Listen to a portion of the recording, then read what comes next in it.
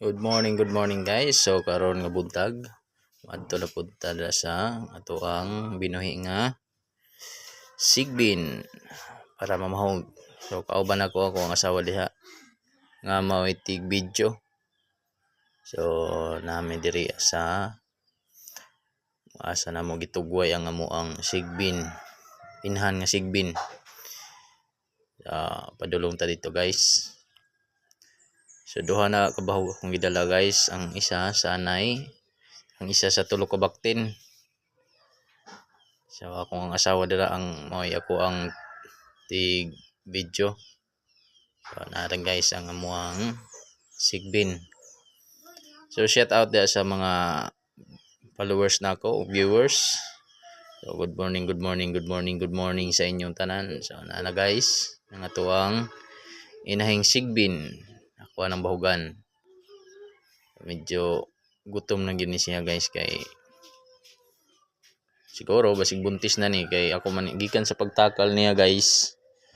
So sa 30 man na August July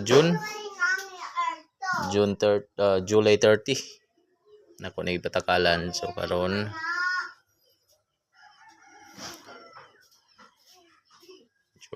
June 30.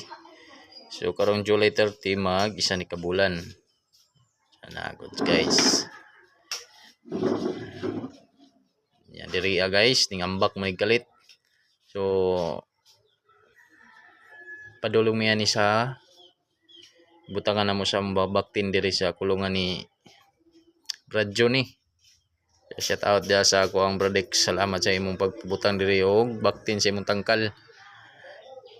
Diri ko magbutangan guys og baktin pag maglutas ko dito sa ang inahing sigbin. So napaman ko nabili ni nga tulo ka buok. Shout out dira sa mga pulutaners. Kani siya guys og dili ni siya mapikhan, litson gini siya this coming October. Pero pag mapikhan gani guys, so dispose yun